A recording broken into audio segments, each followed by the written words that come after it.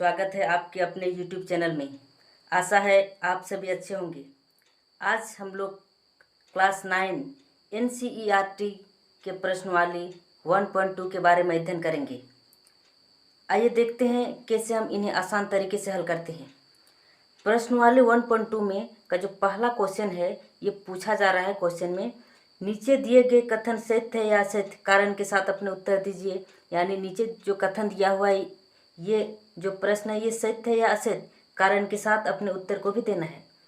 पहला क्वेश्चन कहता है कि प्रत्येक अपरिमेय संख्या एक वास्तविक संख्याएं होती है। पूछा जा रहा है कि प्रत्येक अपरिमेय संख्या एक वास्तविक संख्याएं होती है।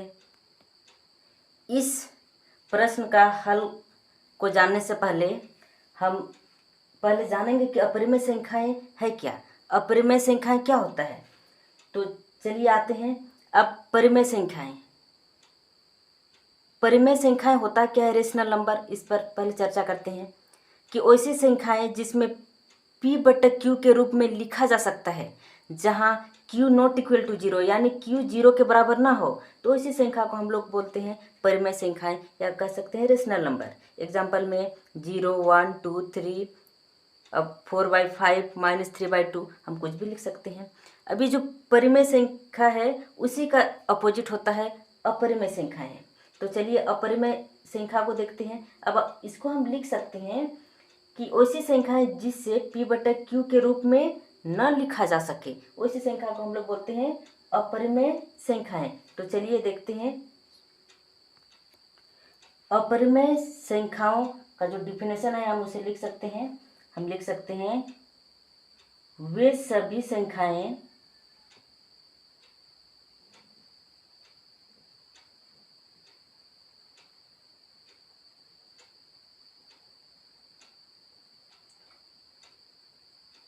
जो p/q के रूप में, जो p/q के रूप में न लिखा जा सके, न लिखा जा सके, जहां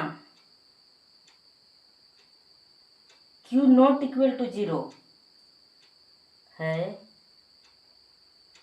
तथा p और q पूर्णांक है। p और q क्या है, पूर्णांक है। अब हम जैसे में लिख सकते हैं √5, √3, √7, √11, ऐसा हम बहुत सारे संख्याएं लिख सकते हैं। ये हुआ अपरिमेय संख्याएं। अभी जो प्रश्न में पूछा गया था कि प्रत्येक अपरिमेय संख्याएं एक वास्तविक संख्या है। अब यहाँ और एक ध्यान देने वाली बात है कि हमें वास्तविक संख्याओं के बारे में जानना होगा।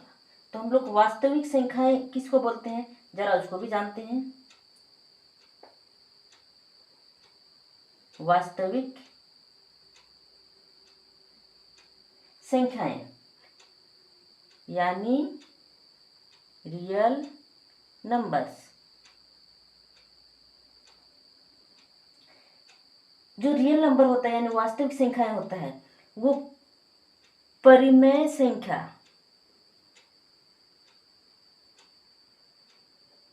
परिमेय संख्या और अपरिमेय, परिमेय संख्या और अपरिमेय संख्या को मिलाकर बनता है मेरा वास्तविक संख्या। अब आते हैं प्रश्न में। पहला क्वेश्चन में पूछा जा रहा है कि प्रत्येक अपरिमेय संख्या एक वास्तविक संख्या होती है। तो प्रत्येक अपरिमेय संख्या एक वास्तविक संख्या होती है। तो हम लोग जो वास्तविक संख्या का डिफिनेशन देखे थे, उसमें हम लोग परिमेय और अपरिमेय संख्याओं के समूह को ही वास्तविक संख्या कहते हैं। परिमेय संख्याओं और अपरिमेय संख्याओं के समूह को ही हम लोग वास्तविक संख्या कहते हैं। तो हम लिखेंगे ये जो क्या है, सत्य है। क्या है, सत्य। हम लिखेंगे सत्य, क्योंकि हम यहाँ लिख सकते हैं क्योंकि परिमेय तथा अपरिमेय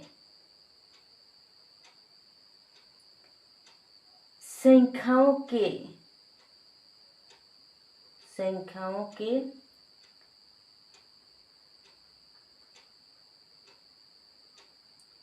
समूह ही वास्तविक संख्या होती है। वास्तविक संख्या होती है। इसलिए अब हम लिखेंगे, इसलिए प्रत्येक अपरिमेय संख्या, इसीलिए प्रत्येक अपरिमेय संख्या एक वास्तविक संख्या होती है।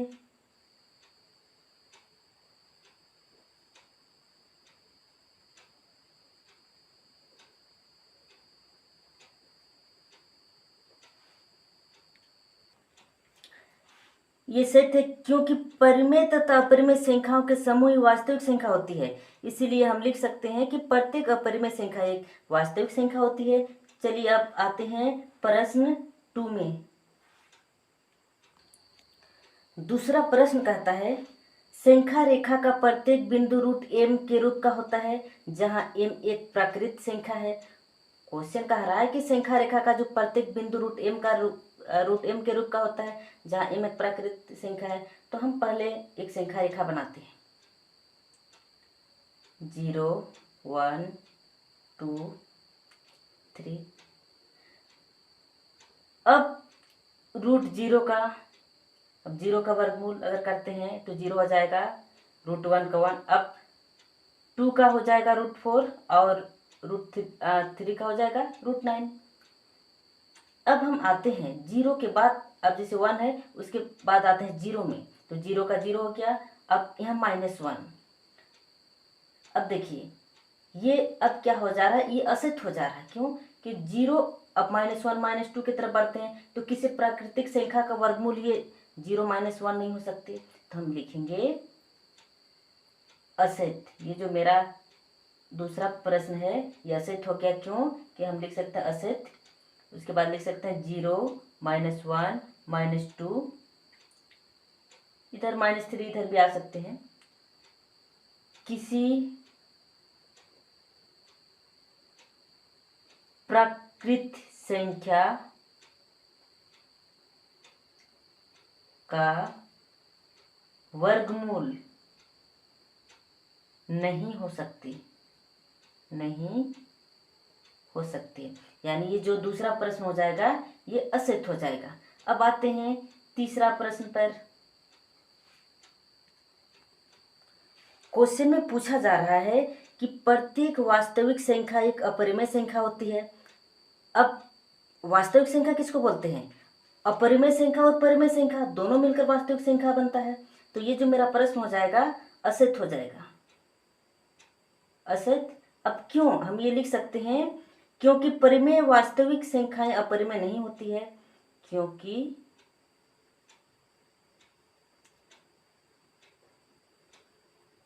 परिमेय वास्तविक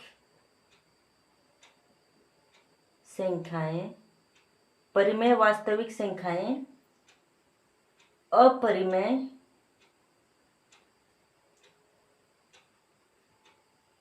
नहीं होती है।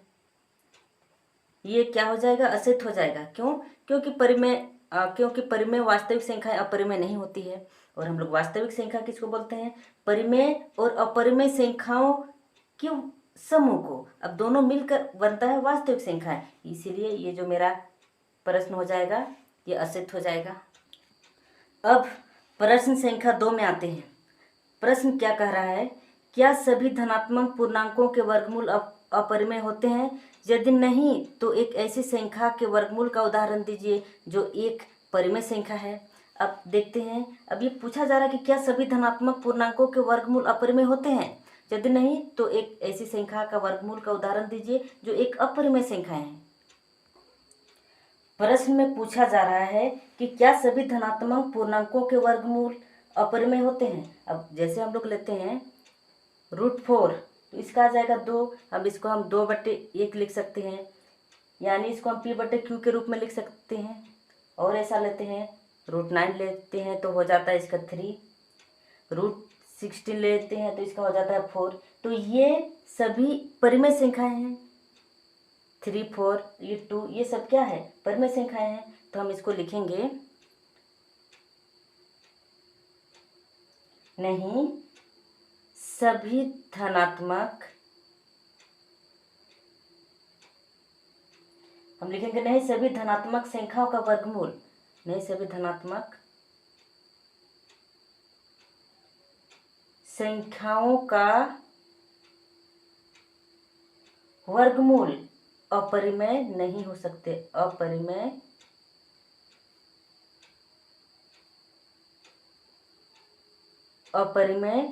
नहीं हो सकते। जैसे में हम लिखेंगे, जैसे